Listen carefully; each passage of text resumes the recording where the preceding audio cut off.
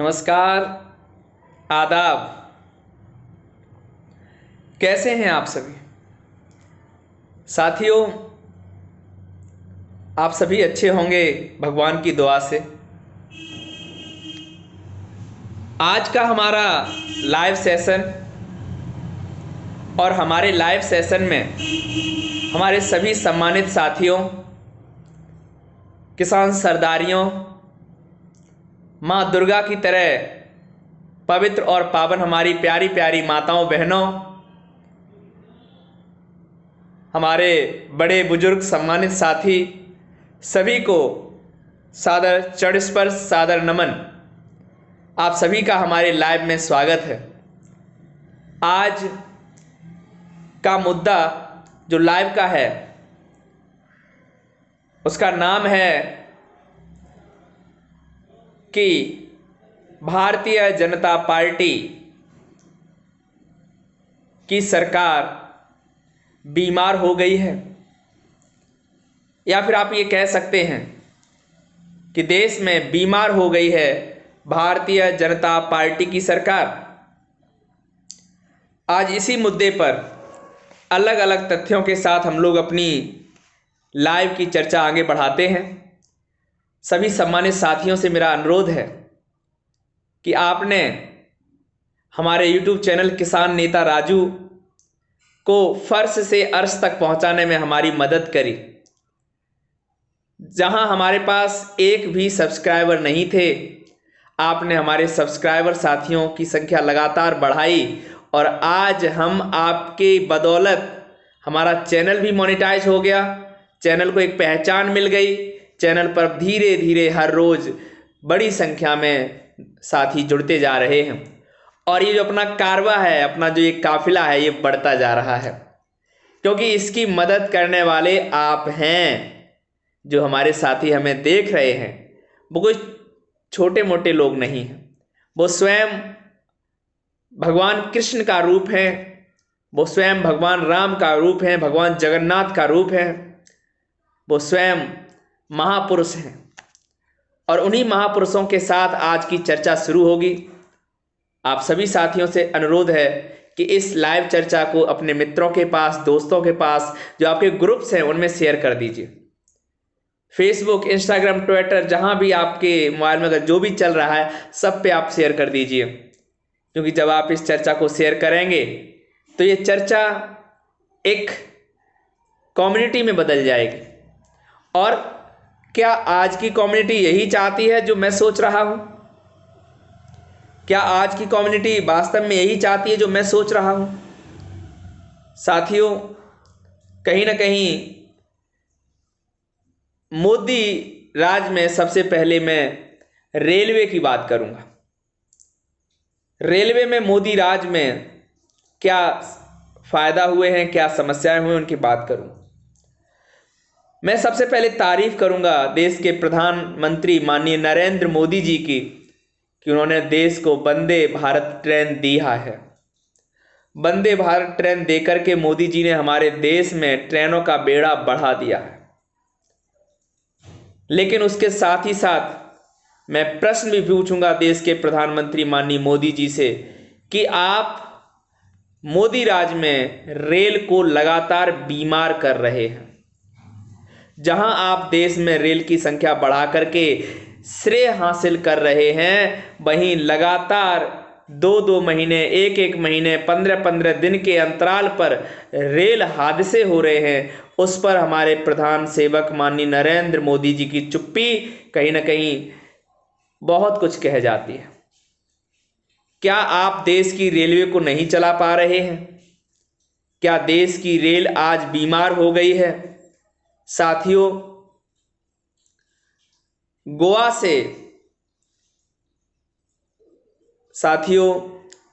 गोंडा में चंडीगढ़ डिब्रूगढ़ रेल हादसा हुआ है। चंडीगढ़ से डिब्रूगढ़ जाने वाली जो रेल है उसमें हादसा हुआ है साथियों, जिसमें 4 लोगों की मौत हो गई। मैं माननीय प्रधानमंत्री जी से पूछना चाहता हूं कि इन 4 लोगों की मौत का जिम्मेदार कौन है? मेरे हिसाब से जितनी भी मौतें हुई हैं उनका जिम्मेदार भारतीय जनता पार्टी है, क्योंकि भारतीय जनता पार्टी रेलवे पर ध्यान नहीं दे रही है। नए नए रेलवे प्रोजेक्ट को लाना, लेकिन उन्हें लाने के लिए सबसे पहले बहुत सारे टेक्निकल काम पूरे करने होते हैं कि जिस तरह से रडार का सिस्टम होता है उस तरह से रेलवे का भी एक सिस्टम होता है, जिसके माध्यम से एक रेल और दूसरी रेल को आपस में समन्वय स्थापित किया जा सके, कम्युनिकेशन हो सके। कि लगातार सुन रहे हैं कभी रेलगाड़ी ने मालगाड़ी में टक्कर मार दी, कभी मालगाड़ी ने रेलगाड़ी में टक्कर मार दी। क्यों हो रहा है? इसका होने का मुख्य वजह है कि पूरे देश में जो सिस्टम है वो नहीं है इनके पास। रेल टू रेल कम्युनिकेशन वाला सिस्टम इनके पास मात्र 2 से 5%, 10% से ज़्यादा नहीं है। और ज़रूरत है आज देश के छोटे गेज वाली, बड़े गेज वाली हर तरह की रेलवे में ये सुविधाएं होनी चाहिए। दूसरा, जो पटरियां हैं उनकी समय समय पर उनकी अच्छे से चेकिंग होनी चाहिए। और आप रेलवे को सुपरफास्ट बनाना चाहते हैं, लेकिन पटरियां सुपरफास्ट वाली क्वालिटी की आपकी होनी चाहिए। यही मुख्य रीजन है कि लगातार रेल हादसे हो रहे हैं। आम आदमी अपने गंतव्य स्थान पर यह सोचकर जाता है कि मैं ये काम करके अपने घर लौटूंगा, छोटे बच्चों के, अपनी पत्नी से मिलूंगा आकर के, लेकिन जब पता चलता है कि हादसा हो जाता है और वो साथी हमेशा के लिए भारत देश छोड़ के चला जाता है, तो कहीं ना कहीं ये बहुत बड़ी समस्या है। और मैं तो कहूँगा कि मोदी राज में भारतीय रेल बीमार हो गई है। मोदी राज में भारतीय रेल को कैंसर हो गया है, मैं इतना तक कहना चाहूँगा। और इसका मुख्य रीज़न है कि आज रेलवे में बहुत ज़्यादा कर्मचारियों की ज़रूरत है, लेकिन देश के प्रधान सेवक माननीय नरेंद्र मोदी जी ने रोजगार के नाम पर सलाह दी है पकौड़े तलने की। पकौड़े बेचने वाले को भी इन्होंने रोजगार बताया। साथियों, 2 करोड़ रोजगार देने का वादा भारतीय जनता पार्टी के लोगों ने किया था। आपके सामने एक महान व्यक्ति की तस्वीर है। ये वही महान व्यक्ति हैं जो पहले तो जिन्होंने आईआईटी किया, आईआईटी करने के बाद आईआरएस कमिश्नर बने, और कमिश्नर बनने के बाद लोगों के लिए काम करना शुरू कर दिया, गरीबों के लिए काम करना शुरू कर दिया।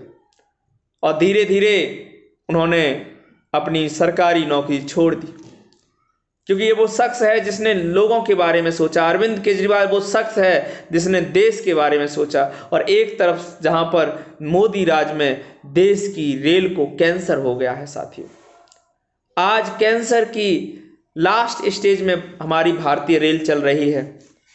एक साथी कर्मचारी त्रिभुवन नारायण जिनका नाम है, जब उस बेचारे से रेल का एक्सीडेंट हो गया, मैंने उनका वीडियो देखा, मैंने उनका ऑडियो देखा।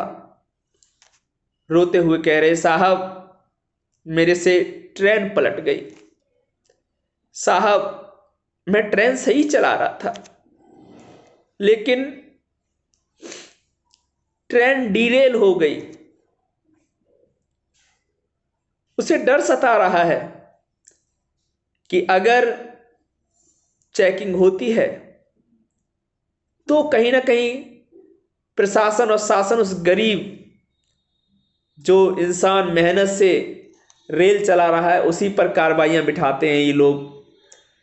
ये भारतीय रेल को जो बजट दिया जाता है उस पर बात नहीं करेंगे, पटरियां सही हैं उस पर बात नहीं करेंगे।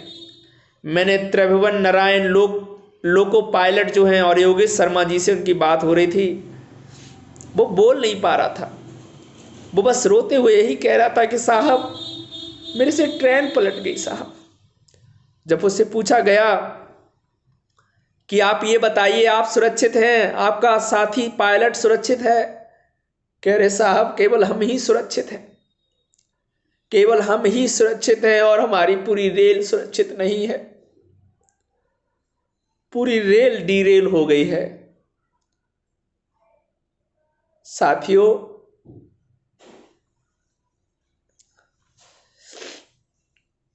आज भारतीय रेल को अगर गर्त में पहुंचाने का कोई काम कर रहे हैं तो वो स्वयं नरेंद्र मोदी जी हैं।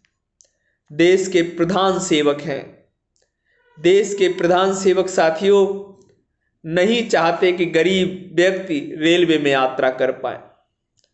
लगातार आपने देखा कि किस तरह से प्लेटफॉर्म टिकट के पैसे बढ़ाए जा रहे हैं, किस तरह से हमारे बड़े बुजुर्गों को जो कंसेशन दिया जाता था वो खत्म किया जा रहा है। एक तरफ हमारे अरविंद केजरीवाल जी लोगों को फ्री में तीर्थ धाम की यात्रा कराते हैं। लोगों का लाल है केजरीवाल, लोगों के दिलों में बसता है केजरीवाल, माताओं बहनों के दिलों में बसता है केजरीवाल। लेकिन साथियों हमारे देश के प्रधान सेवक, हमारे देश के प्रधानमंत्री केजरीवाल को पसंद नहीं करते। वो नहीं चाहते कि कोई ऐसा हो जो लोगों को तीर्थ यात्रा कराए। वो नहीं चाहते कोई ऐसा हो जो अच्छे काम करे।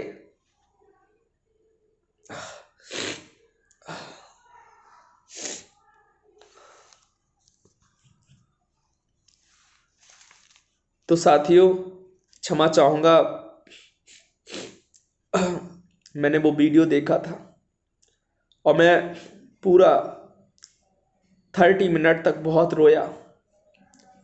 आज हमारे देश में साथियों सरकारी कर्मचारियों की कोई गलती नहीं है। सरकारी कर्मचारी पूरी तन्मयता से काम कर रहे हैं, लेकिन सिस्टम अगर किसी ने खराब किया है तो भारतीय जनता पार्टी ने किया है। आज मोदी राज में रेल बीमार हो गई है साथियों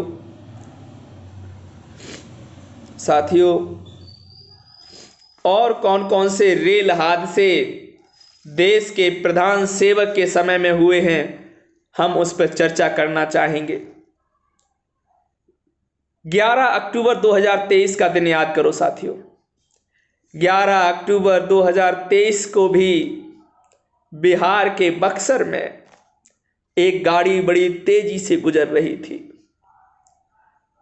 नॉर्थ ईस्ट एक्सप्रेस इसका नाम था और ये नॉर्थ ईस्ट एक्सप्रेस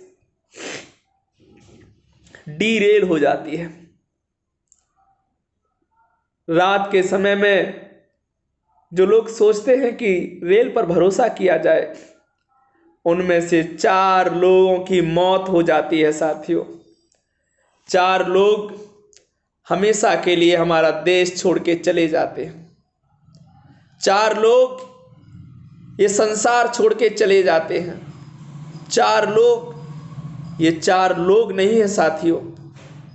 अगर आप देश के एक भी व्यक्ति की वैल्यू समझते हैं तो ये कोई 4 लोग नहीं है साथियों।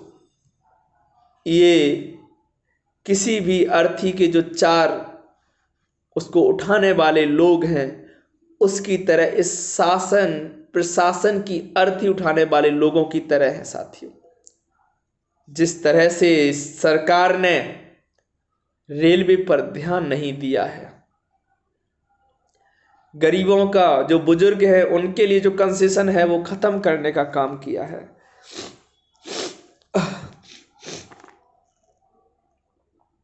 तो 11 अक्टूबर 2023 को दिल्ली से कामाख्या नॉर्थ में एक बड़ा हादसा हो जाता है। बिहार के बक्सर में ये हादसा होता है, 4 लोगों की मौत हो जाती है। लेकिन प्रधान सेवक को इससे कोई फर्क नहीं पड़ता। बीकानेर से गुवाहाटी जाने वाली ट्रेन 13 जनवरी 2022 को डीरेल हो जाती है साथियों। और जब बीकानेर से गुवाहाटी जाने वाली ट्रेन जब डीरेल होती है, 9 लोगों की मौत हो जाती है साथियों। 36 लोग घायल हो जाते हैं साथियों। और ये पश्चिम बंगाल के जलापई एरिया का मामला है साथियों। साथियों 10 अक्टूबर 2018 की घटना आपको याद होगी। न्यू फरक्का एक्सप्रेस में 7 लोगों की मौत हो जाती है साथियों। न्यू फरक्का एक्सप्रेस में 7 लोगों की मौत हो जाती है साथियों। साथियों 23 अगस्त 2017 को कैफियत एक्सप्रेस डीरेल हो जाती है साथियों। 70 लोग घायल हो जाते हैं साथियों। और ये हादसा हमारे इटावा के पास के औरैया में होता है। हमारे मैनपुरी इटावा के लोग बहुत भोले भाले हैं।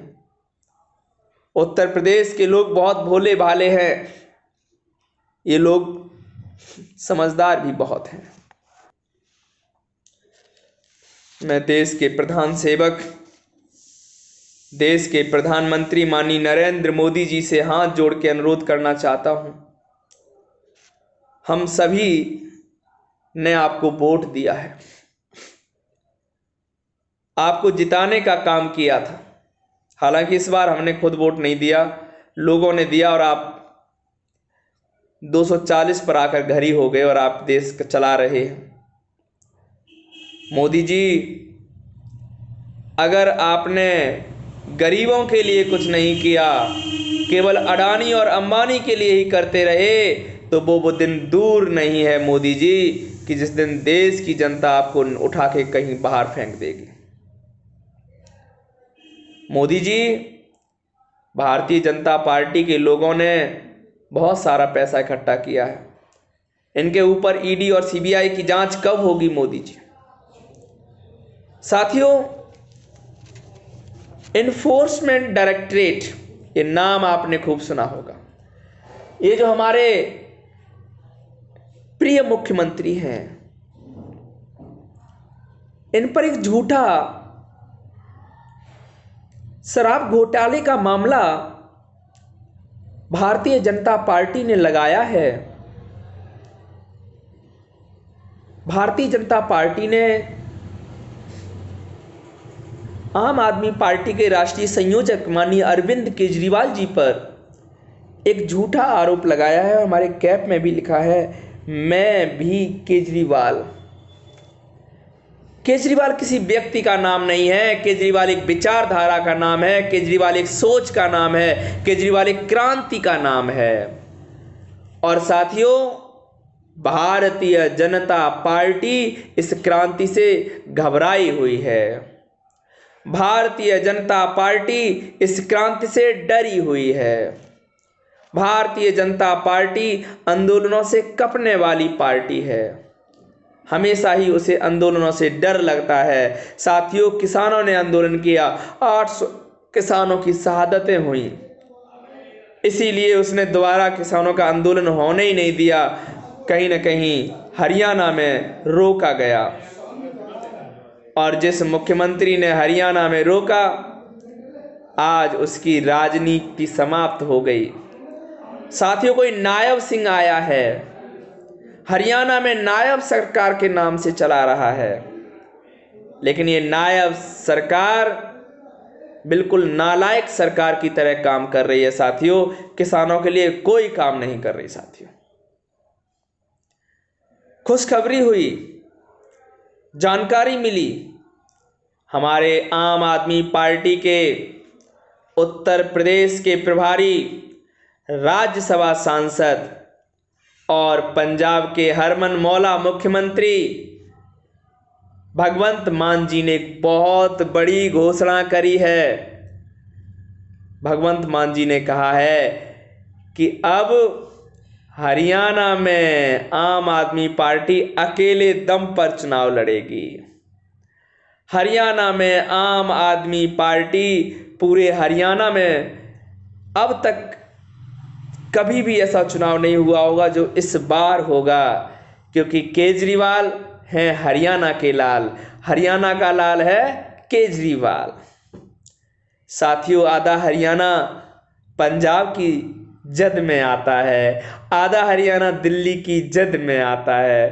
पंजाब में हमारी सरकार है, दिल्ली में हमारी सरकार है, और साथियों, भाजपाइयों को खदेड़कर इस बार हरियाणा में भी आम आदमी पार्टी की सरकार आने वाली है। साथियों, साथियों, इस तरह से हमने अगर कहा है तो बहुत सारे साथी पूछेंगे ये इंडिया अलायंस का क्या हुआ। साथियों, हम लोग इंडिया अलायंस के साथ हैं, लेकिन हरियाणा में आम आदमी पार्टी विधानसभा चुनाव अपनी दम पर, अपनी मजबूती पर लड़ रही है और इस बार हरियाणा में बहुमत की सरकार भी बनेगी। साथियों, जब गुजरात में जहां मोदी जी का गढ़ है, उस गढ़ में हमारे 14% वोट आ सकते हैं, तो हरियाणा तो हमारा अपना है।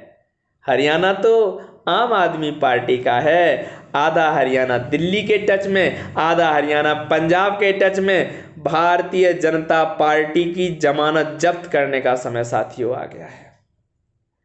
साथियों, आज भारतीय जनता पार्टी को हरियाणा से टाटा बाय बाय कहने का समय आ गया है। इनको पनारने का समय आ गया है, इनको घर भेजने का समय आ गया है। आपने हमारे केजरीवाल जी पर ईडी लगाई, एनफोर्समेंट डायरेक्टरेट लगाया। हमें शर्म आती है आप जैसे नेताओं पर, जिनका करप्शन में पूरा शरीर डूबा हुआ है। साथियों, आपको पता है कि कितनी बड़ी मात्रा में करप्शंस हुए हैं। बहुत बड़े करप्शन हुए हैं साथियों।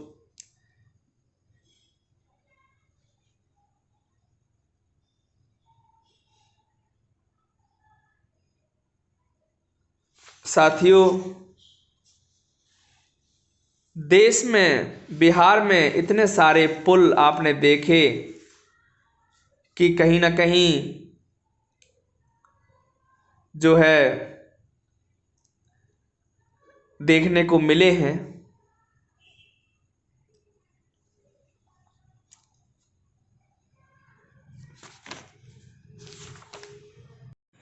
देश में अगर बेरोजगारी की बात करें, देश में अगर रोजगार की बात करें,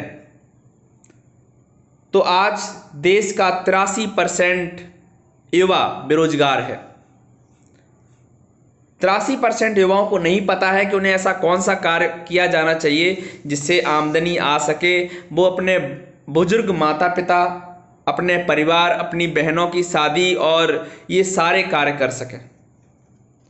साथियों, आम आदमी पार्टी ने दिल्ली के अंदर जो युवा हैं, जो बच्चे हैं, तो उनके स्कूल के करिकुलम में कहीं ना कहीं बच्चों को स्वरोजगार के अवसर देने के लिए तैयार किया जाता है। कॉलेज स्तर पर जहां पर बच्चों की मदद की जाती है, बच्चों को 2000, 3000, 4000 रुपए दिए जाते हैं और उनसे कहा जाता है कि आप बिजनेस करिए, आप बिजनेस करिए। बच्चों को कॉलेज स्तर पे हम लोग सिखाते हैं कि बिजनेस करिए, क्योंकि सभी को सरकारी नौकरी देना पॉसिबल नहीं है। और जब सरकारी नौकरी देना पॉसिबल नहीं है, तो आज आम आदमी पार्टी की सरकार बच्चों को बिजनेस मॉडल बिल्ड करने में मदद करती है और बहुत सारे बच्चों ने अपने मॉडल बिल्ड किए भी हैं। 12वीं पास करने के बाद दिल्ली और पंजाब में जहां जहां हमारी सरकारें हैं, वहां के युवा बड़ी तेजी के साथ विकास कर रहे हैं। और वहीं हमारे देश के प्रधानमंत्री जी क्या कर रहे हैं, उनका मैंने एक स्टेटमेंट देखा है जिसमें बता रहे हैं कि किसी टीवी चैनल के सामने अगर कोई पकौड़ा बेच रहा है तो वो एक रोजगार की श्रेणी में आता है। और मुझे लगता है माननीय प्रधानमंत्री जी ऐसा इसलिए कह रहे हैं क्योंकि उन्होंने खुद चाय बेची है, लेकिन चाय बेचने का आज तक कोई ठोस सबूत किसी ने नहीं देखा। किसी को नहीं पता कि चाय वास्तव में बेची गई है या ये चाय भी फर्जी है, जैसे देश में घोटाले हो रहे हैं। साथियों, आपने कभी पुलों की जल समाधि के बारे में नहीं सुना होगा। आपको नहीं पता होगा कि हमारे देश में पुलों की भी जल समाधि होती है। हमारे देश में बड़ी संख्या में $500 $200 करोड़ के बने हुए पुल जो है जल समाधि ले ली जिन्होंने। पुलों को भी गर्मी लगती है, ये हमें बाद में पता चला। इस बार गर्मी ज्यादा थी, मौसम बहुत गर्म था, और गर्म मौसम होने में साथियों पुलों को ज्यादा गर्मी लगी। इस बार पुल पे खड़े होकर लोगों ने कम नहाया, नदियों में कूद के पुलों ने ज्यादा जंप लगाई। क्योंकि अक्षय कुमार की एक पिक्चर है जिसमें बताते हैं कि 1 लाख रुपए आता है तो कितना कहाँ किसको जाता है।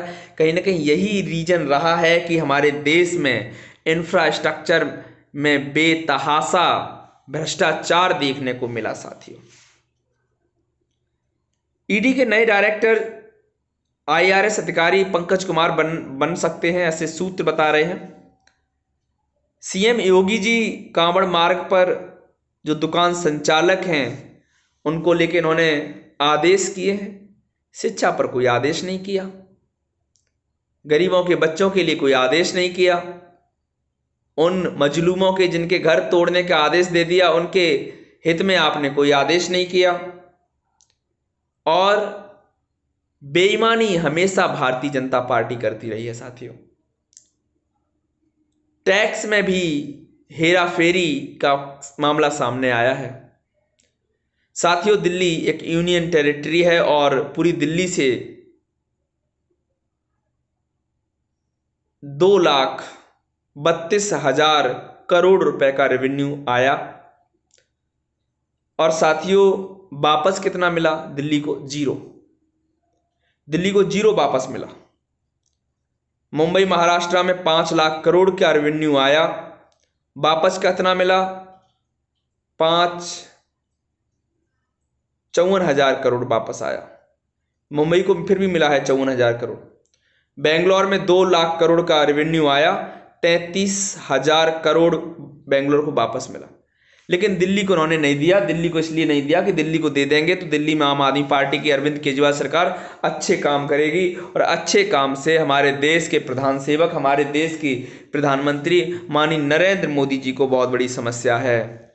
वो चाहते हैं, जहां कहते हैं सबका साथ सबका विकास, बिल्कुल गलत है। उनका कहने का मतलब है सबका साथ भारतीय जनता पार्टी के लोगों का विकास, और यही बात सच है साथियों। तो पकोड़े बेचना भी रोजगार है, ये हमारे प्रधान सेवक ने हमें बताया, और हमें पता चला कि पकोड़े बेचना एक बहुत बड़ा रोजगार है। पन्ना लाल विधायक, बीजेपी का एक विधायक, इसका नाम है पन्ना लाल, नाम ही उसका पन्ना लाल है तो उसका काम ही पन्ना ही जैसा होगा। ये विधायक जो है पन्ना लाल, ये कह रहा है कि आप युवा मोटरसाइकिल की पंचर जोड़ना सीख लीजिए। साथियों अब युवा मोटरसाइकिल की पंचर जोड़ करके पैसे कमाएगा और अपने माँ बाप के लिए खर्च करेगा। साथियों मोदी है तो रोजगार नामुमकिन है, ये इस समय ट्रेंडिंग में चल रहा है पूरी इंडिया में कि मोदी है तो रोजगार नामुमकिन है। 600 पोस्ट आती हैं, बंबई में 25,000 युवा पहुंच जाते हैं। मध्य प्रदेश में नौकरी मांगने के लिए युवा आते हैं, उन पर लाठी चार्ज हो जाती है। लखनऊ में नौकरी के लिए कैंडल मार्च निकालते हैं, युवाओं पर लाठी का चार्ज हो जाती है। HSSC हरियाणा में 4 लाख में आप ड्राइवर बन जाओ, 10 लाख में क्लर्क बन जाओ, खुला रेट चल रहा है। भारत की बेटी, अरुणाचल प्रदेश की बेटी दिल्ली सरकार के स्कूल में आती है और केजरीवाल के स्कूल देखती है, और भाई साहब अरुणाचल वाले भी कहते होंगे क्या सरकार है, क्या सरकार है। मोदी जी लच्छेदार भाषण तो दे लेते हैं, बढ़िया लच्छेदार भाषण होते हैं मोदी जी के, लेकिन मोदी जी, ओ मोदी जी, अब आपको देश की जनता प्यार नहीं करती, अब आपको देश की जनता पसंद नहीं करती। अरे आप तो बच गए अपने ही इलेक्शन में, अगर आपका चुनाव आयोग ने साथ ना दिया होता तो इस बार आप चुनाव हार जाते। तो कहीं ना कहीं साथियों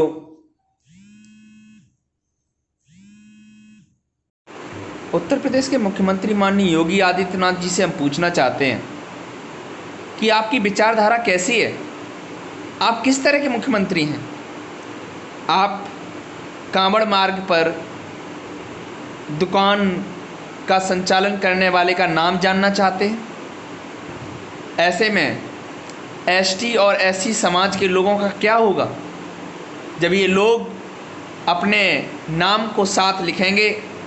जैसे मेरा नाम राजू यादव है, अगर मैं एससी समाज से होता तो राजू जाटव, राजू धानुक, इस तरह की भाषा लिखता।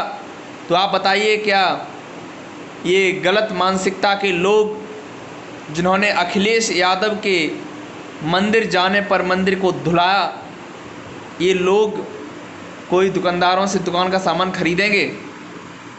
योगी जी, आप बेहद गलत फैसला लिए हैं।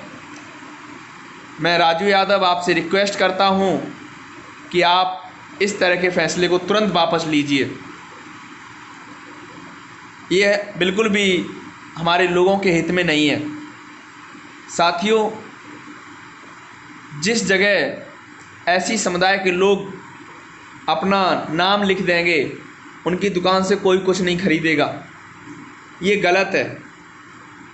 और कांवड़ की यात्रा के समय लोगों को रोज़गार के लिए 2 पैसे कमाने के लिए समय आता है, और ऐसे में योगी जी ने बहुत गलत, एकदम बेहुदा तरीके का जो है आदेश पारित किया है। आम आदमी पार्टी इसका जो है विरोध करती है।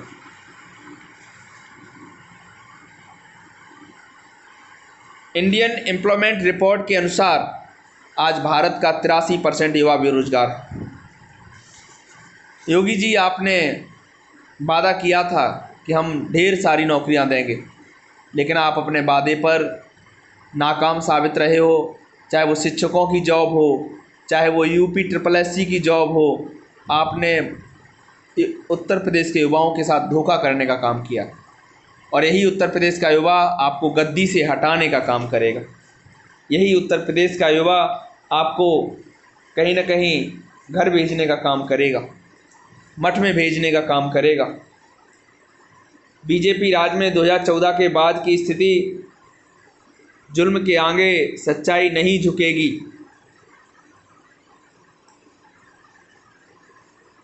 दिल्ली में भारतीय जनता पार्टी के एक राज्यपाल हैं जिनका नाम है BK सक्सेना। इन्होंने रिज, जो कि दिल्ली का फेफड़े कहा जाता है, वहाँ से 1100 पेड़ कटवा दिए। दिल्ली में एक भी पेड़ काटने के लिए आपको हाई कोर्ट, सुप्रीम कोर्ट की इजाज़त लेनी पड़ती है। लेकिन साथियों, भारतीय जनता पार्टी के इस राज्यपाल ने किसी की परमिशन नहीं ली। मोदी के लिए कहावत भी है, जहां बीजेपी वहां भ्रष्टाचार, जहां मोदी वहां विनाश। और एक बारिश भी मोदी जी का विकास नहीं झेल पाया। एक ही बारिश में सारा का सारा विकास उनका तैरता हुआ देखने को मिला। जबलपुर का एयरपोर्ट 27 तारीख को गिरा था, हमने लाइव में पिछली बार भी बोला था। दिल्ली का एयरपोर्ट 28 तारीख को गिरा, हमने ये भी देखा कहीं ना कहीं। साथियों, उत्तर प्रदेश में आज क्या स्थिति है? उत्तर प्रदेश के औरैया में महिला ने 2 बच्चों को पानी में डुबाकर मार डाला, क्योंकि उसके पास पति नहीं है और बच्चे उससे खाना मांगते थे। और राजशाही पे बात कर रहे हैं। संसद के अंदर सैगोल राजशाही का प्रतीक है, इन्होंने सैगोल लगा रखा है। जनता ने भी सैगोल इन्हें जो है दिखाने का काम किया है। इस बार 240, अगली बार केवल 40। अगली बार भारतीय जनता पार्टी इस देश से विदा हो जाएगी। इंडिया हेट स्पीच के मामले में बहुत आगे है। ये बात एंटनी ब्लिंकन, जो कि विदेश मंत्री हैं, उन्होंने कहा है।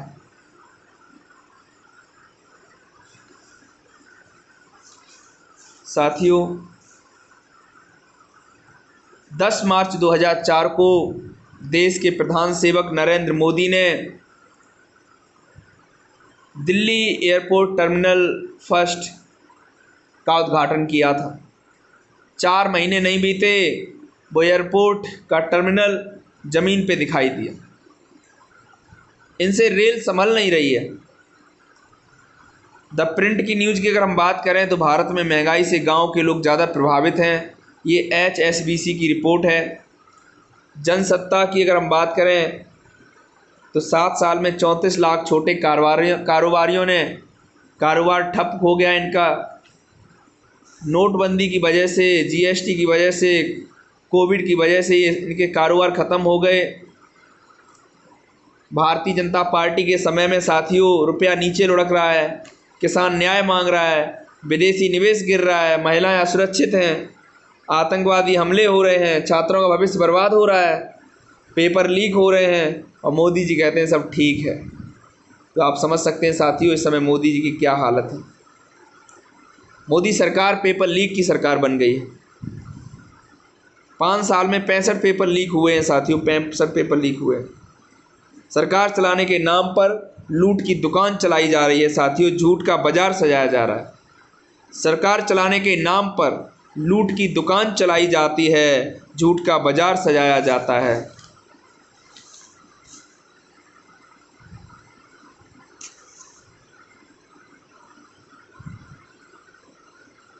साथियों हम आपको एक छोटा सा सॉन्ग सुनाना चाहेंगे कि दिल्ली की सत्ता पाने को तड़फ रही है बीजेपी, खरीद न पाई MLA तो भड़क रही है बीजेपी, PM बनने की खुशियाँ मना नहीं पा रही बीजेपी, मोदी के नारे अब लगा न पा रही बीजेपी, बाहर आया केजरीवाल तो उसको पहले उठाएंगे, ये बीजेपी का कहना है। और अभी 303 से 240 से आई बीजेपी, फिर भी कुदरत के संकेत को समझ न पा रही बीजेपी, पोल खुले ना संसद में आवाज़ दबाती बीजेपी। तो भारतीय जनता पार्टी के आपको कार्य पता है। आज भारतीय जनता पार्टी से लोग छुटकारा चाहते हैं। जहां आम आदमी पार्टी की सरकार, पंजाब में हमारी सरकार है साथियों, पंजाब में मोहल्ला क्लिनिक बन रहे हैं, पंजाब में होम डिलीवरी राशन की हो रही है, स्कूल अच्छे हो रहे हैं, बिजली फ्री कर दी गई है और नशा मुक्त के लिए पंजाब सरकार बहुत अच्छा काम कर रही है। फाजिल्का पुलिस द्वारा झारखंड के एक बहुत बड़े अंतर्राज्यीय अफीम तस्करी गिरोह का भंडाफोड़ किया गया है। 66 किलो अफीम जब्त की गई है। 42 बैंक अकाउंट से 1,86,00,000 रुपए फ्रीज कर लिए गए हैं और 2 तस्कर गिरफ्तार कर लिए गए हैं। पंजाब में बेहतरीन काम हो रहा है साथियों। ये आम आदमी पार्टी के जो पीछे आपको दिखाई दे रहे हैं हमारे ये लीडर, ये IITian है, IIT पास आउट है। 4 साल में इन्हीं की सरकार ने 2,05,00,000 पेड़ लगाए, जहां बीजेपी का LG पेड़ काटने की काम कर रहा है, वहीं आम आदमी पार्टी की सरकार पेड़ लगाने की बात कर रही है। इन्होंने दिल्ली में एंटी स्मोक गन लगाए, एंटी स्मोक टावर लगाए। साथियों अगर जांच करानी है तो ओम बिरला की बेटी कैसे DM बनी, इस पे जांच होनी चाहिए। जो लड़की मॉडल बनने का काम कर रही थी वो एक DM कैसे बन गई, उसकी जांच होनी चाहिए साथियों। विरासत भी विकास भी, ये भारतीय जनता पार्टी का है। दिल्ली टर्मिनल फर्स्ट 10 मार्च 2024 को उद्घाटन हुआ।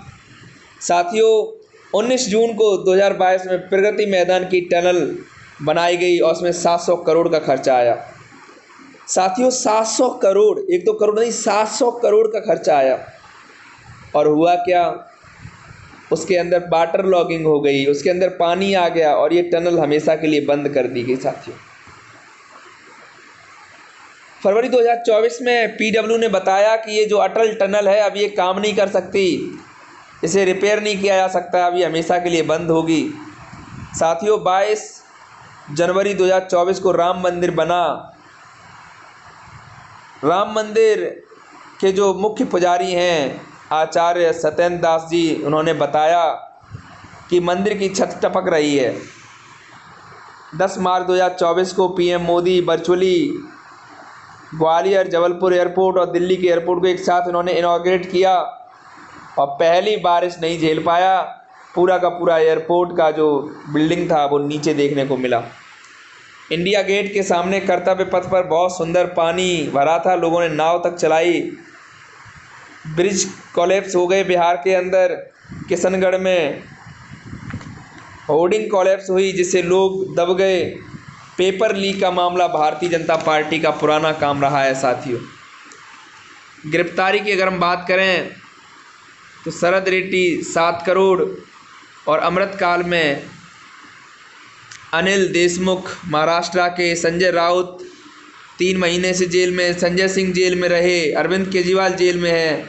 यही तो भारतीय जनता पार्टी का अमृतकाल है साथियों। बंगाल के 3 मंत्री जेल में हैं। ये बंगाल की ममता दीदी से बहुत चिढ़ते हैं भाजपाई साथियों। ममता दीदी का कुछ उखाड़ नहीं सकते ये, लेकिन ये ममता बनर्जी से बहुत चिढ़ते हैं साथियों। इन्होंने सत्येंद्र जैन जी को गिरफ्तार कर लिया। सत्येंद्र जैन जी का वजन 36 किलो रह गया साथियों।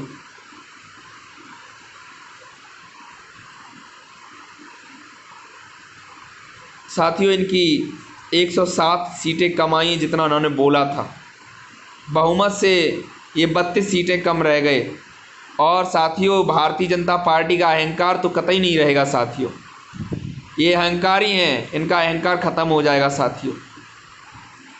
अयोध्या में 1450, 724, 4700, 773, 2180, 1 करोड़ रुपए इन्होंने खर्च किए साथियों।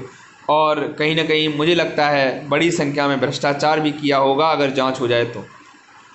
साथियों मैं इनसे अग्निवीर जो योजना है उसके बारे में कहना चाहूँगा कि भाजपाइयों आप ये योजना वापस करो, क्योंकि आप देश के युवाओं को धोखा देने का काम कर रहे हो। चंद पूंजीपतियों को तुमने जो है रईस बनाने का काम किया है। इन्होंने कुलियों से वादा खिलाफी करी है, पेपर लीक कराए हैं, दरोगा का पेपर लीक करा दिया। एनटीए की जांच होनी चाहिए साथियों। राज्यों के विकास से 324 करोड़ योजनाएं में रोक लगाना इनका काम है। इन्होंने पंजाब के 8000 करोड़ रुपए रोक रखे हैं साथियों। अमृतकाल में राम मंदिर में राष्ट्रपति को नहीं घुसने दिया साथियों। इन्होंने अखिलेश यादव का घर खाली करवाया और उसको धुलवाया साथियों। चुनाव ने संदेश दे दिया था कि ये भाजपाई दोबारा वापस नहीं आएंगे, और वैसा ही जनमत भी देखने को मिला। अहंकार नहीं चलेगा। हिंदू धर्म हमेशा वसुधैव कुटुंबकम की बात करता है। हिंदू धर्म कभी भी हिंदू मुसलमान की बात नहीं करता है। जो राम ये बोलते हैं कि हम राम को लाए हैं, इनकी हैसियत है साथियों? आप बताइए, राम को ले आए, इनकी हैसियत है साथियों? ये आम आदमी पार्टी को ख़त्म करना चाहते हैं, लेकिन आम आदमी पार्टी के लोग नतमस्तक नहीं होंगे। 11 महीने के बाद बोला गया इनका अहंकार का विनाश जरूर होगा साथियों। तो मैं जानता हूं कि भारतीय जनता पार्टी का विकास खोखला है, झूठा है। आप सभी साथियों से मेरा अनुरोध है कि आप हमारे साथ जुड़िए। साथियों जनपद मैनपुरी में हम लोग आम आदमी पार्टी की टीम एक भव्य बहुत बड़ा कहीं ना कहीं हम लोग एक विशाल रैली करने वाले हैं, और इस विशाल रैली को संबोधित करने के लिए आम आदमी पार्टी दिल्ली से हमारे वरिष्ठ लीडर्स आएंगे, बड़े बड़े नेता आएंगे, और कहीं ना कहीं वो संबोधित करने का काम करेंगे। 1 महीने के अंदर ये बहुत बड़ी रैली रखी जाएगी। राजू यादव जिलाध्यक्ष आम आदमी पार्टी किसान प्रकोष्ठ की अध्यक्षता में इस रैली का कार्यभार संभाला जाएगा, और कहीं ना कहीं रैली को जो है रैली में लोगों को जागरूक किया जाएगा, लोगों को बुलाया जाएगा। साथियों आप सभी से मेरा अनुरोध है कि आप हमारे पार्टी से जुड़ें, हमसे जुड़ें, और इस बार हम जिला पंचायत चुनाव का भी कहीं ना कहीं मैदान में आएंगे, और कहीं ना कहीं ज़िले की सभी जिला पंचायत सीटों पर आम आदमी पार्टी के प्रत्याशी उतरेंगे, और हम लोग मन लगा करके दिल लगा करके अपने प्रत्याशियों को जिताने का काम करेंगे। साथियों, आप सभी से हमारा अनुरोध है कि इस बार आम आदमी पार्टी को मजबूती से सपोर्ट करें, मजबूती से जिताएं। आम आदमी पार्टी आपके काम करेगी, आपके सारे जितने भी काम हैं हमारी पार्टी करेगी, हम करेंगे, मिलकर के बहुत सारे काम आपके करेंगे।